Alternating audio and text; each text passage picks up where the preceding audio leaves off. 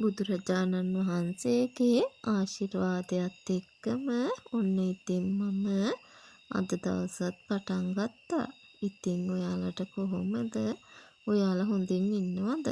මම නම් ඉතින් හොඳින් ඉන්නවා. අද අපි මොකද කරේ කියලා බලමුකෝ. අද නම් මම අරගෙන ආවේ කෑම වීඩියෝ එකක්. ඔයාලා මගේ වීඩියෝ බලන්න කැමති නම් මාව සබ්ස්ක්‍රයිබ් කරගෙනම යන්නකෝ. අද නම් ඉතින් වටපිටාවම මීදුමෙන් බර වෙලා තමයි තියෙන්නේ. අද උදේ තියෙන්නේ ඉතින් පුදුම සීතලක්. ඒ වුණත් මේක දවල් වෙද්දි හරියාවි කියලා හිතෙනවා. මම ඉතින් උදේ පාන්දරම ලොකු පුතා ඉස්කෝලේ යද්දී පාර පැත්තට ගියා. මොකද අපේ චූටි පපා අඬනවා. එයා උදේට ගෙදරින් පිට වෙලා යද්දී. ඒ ගිය ගමන් මම පොඩ්ඩක් වටපිටාව දිහා බලන් ඉඳලා තමයි ආවේ. අද ඉතින් ටිකක් අඳුරු දවසක්. ඒ වුණාට මම හිතුවා අද දවස ගත කරේ කොහොමද කියලා ඔයාලත් එක්ක බෙදා ගන්න. ගෙදර වැඩ කරනවා එහෙමනම් වීඩියෝ කරේ නෑ. ඔයාලා දන්නවද මේ මලේ නම? මේ මලට කියන්නේ නාපිරිත්ත මල කියලා. මේක හැදෙන්නේ කටුවැලක. මම මේ කඩාගෙන ආව පොඩ්ඩක් බලන්න.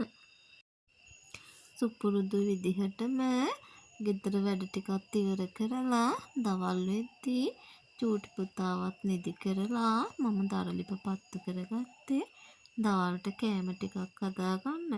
අද උදේ මේ අද්දි ලොකු පුතා කියලා ගියා එයාට කන්න රයිස් හදන්න කියලා. මම ඉතින් මේ ලෑස්ති වෙන්නේ ඒකට රයිස් හදනකොට ඉතින් මම මේක හදාගන්නේ බිත්තර විතරක් පාවිච්චි කරලා අර එළවලු ටික එහෙම දාලා බිත්තරක් දාලා චිකන් එහෙමනම් දාන්නේ නැහැ.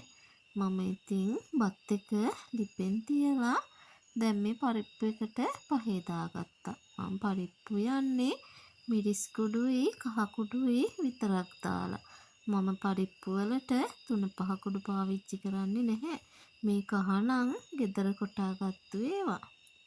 පරිප්පු එක ওই විදිහට තැම්බෙන්න ලිපෙන් තියලා මම මේ දැන් හදන්නේ සෝයා මීට් ටිකක් හදාගන්න. මේකටත් මම රසකාරක පහේ කුඩු එක එකතු කරන්නේ නැහැ. මම ගෙදර හදපු 3-5 තමයි එකතු කරන්නේ.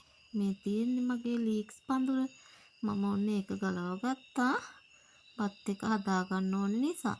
ඒක මම කරපිංචයිති දෙකකුයි රම්පි කොලයකුයි කඩාගන්න ගියා. කඩෙන් ගෙනාව ලීක්ස් ගහක මුලක් පැල කරලා ඔන්න මම අද මේ විදිහට ලීක්ස් ගහක් හදාගත්තා.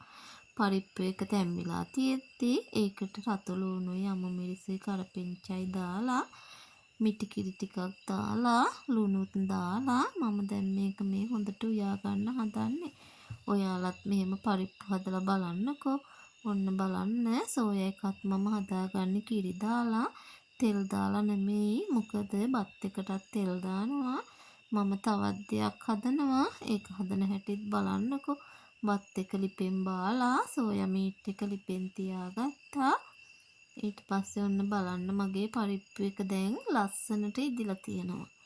මම මේ හදාගන්න එකට අවශ්‍ය කරන සීනි ටික දිය කරගන්න තමයි හදන්නේ. මම මාළු මිරිස්, තක්කාලි, රටලුණු, සුදු ලුණු පාවිච්චි කරලා ඩෙවල් එකක් වගේ රසයට හදාගන්නවා. ඒක මේ බත් එක කන්න ගොඩාක්ම රසට තියෙනවා. ඒක කන්න අපේ ගෙදර අය ගොඩක්ම ආසයි. ඔන්න මම ඉතින් ඒක නම් හදාගන්නේ ගෑස් ලිපේ.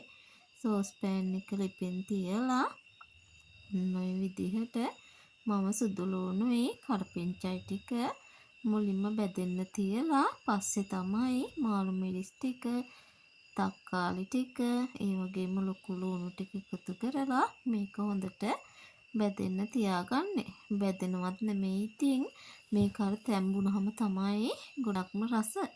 ඔයාලත් මේක හදලා බලන්නකෝ. මේක විතරක් ඇති බත් කන්න මේකේ තරම්ම රසයි. පරිප්පු හදන්න ඉතින් පොඩි අය කැමති පරිප්පුත් එක්ක බත් එක කන්නනේ. මම ඒ නිසා තමයි පරිප්පු හැදුවේ. මම ඒකට කෑලි මිරිසුයි ලුණු කුඩුයි දාලා මම අර දිය කරගත්තු සීනි ටිකත් එකතු කරලා මේ විදිහට මේක ලිපෙන් තියලා හොඳට තැම්බෙන්න තියෙනවා. එතකොට ඉතින් මේක හරි රසට එනවා. මම ගෙදර හදාගත්තු බැදපු මිරිස් තුනක් හදාපු සෝයා එකක් ගන්න ඉදලා තමයි තියෙන්නේ. දැන් මේ ලෑස්ති වෙන්නේ බත් එක හදාගන්න.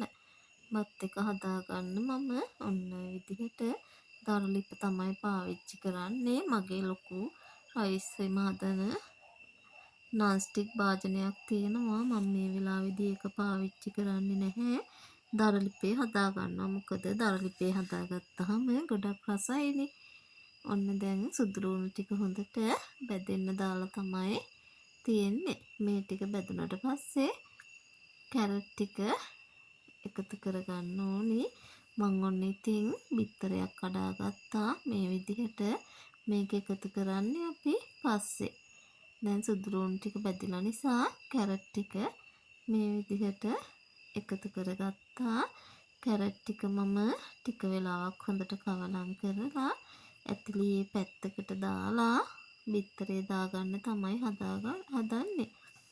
අන්තිමට තමයි මම ලීක්ස් කොළ ටික එකතු කරන්නේ. බත් එක කවලම් කරද්දී බත් එකත් මේකට දාලා ඉවර වෙලා තමයි. මොකද ලීක්ස් වල පාට ඉක්මනට වෙනස් වෙනවනේ. ඔන්න බලන්න මේ විදිහට බිත්තරෙත් දාලා හොඳට කවලම් කරගන්නවා. මගේ ෆෝන් එකට මොකක් හරි වුණා මේ හරිය වීඩියෝ කරගෙන යද්දී ඉතින් මට බත් එක එහෙම දාගන්නවා නම් වීඩියෝ කරගන්න බැරි වුණා. ආයෙමත් මම බත් එක කවලම් කළාට පස්සේ තමයි වීඩියෝ එක කරගන්න පුළුවන් වුණේ. ඔන්න බලන්න මම හදාගත්තු රසම රස බිත්තර රයිස් එක තියෙනවා. මේකට චිකන් ටිකක් සොසේජ් ටිකක්ම දාගත්තා නම් හොඳයි. ඒ වුණාට සොසේජස් නම් කන්න හොඳ නෑනේ. අපේ පුතා කන්නෙම නැහැ. ඒ නිසා මම වැඩි වෙලාවට මේ වගේ තමයි රයිස් එක හදාගන්නේ. චිකන් නම් දානවා. ඔන්න බලන්න ඉතින් මගේ රසම රස දවල් කෑම එක. ගොඩාක් රසට තිබුණා. ගොඩාක් ආසාවෙන් ගෙදර අයත් කෑවා. ඔයාලත් ඉතින් ගෙදර අය ආස විදිහට මෙන්න මේ වගේ රසම රස කෑම හදලා දෙන්නකෝ. අපි ඉතින් එකම විදිහට කද්දී එපා වෙනවනේ. හැමෝගෙම ආසාවල් වලට ඉඩ දෙන්නත් ඕනිනේ. අදට මම්මගේ වීඩියෝ එක ඉවර කරන්න තමයි මේ ලෑස්තිය. ඔයාලා මගේ වීඩියෝ බලන්න කැමති නම් මාව සබ්ස්ක්‍රයිබ් කරගෙනම යන්නකෝ. එහෙනම් ඔයාලට තෙරුවන් සරණයි.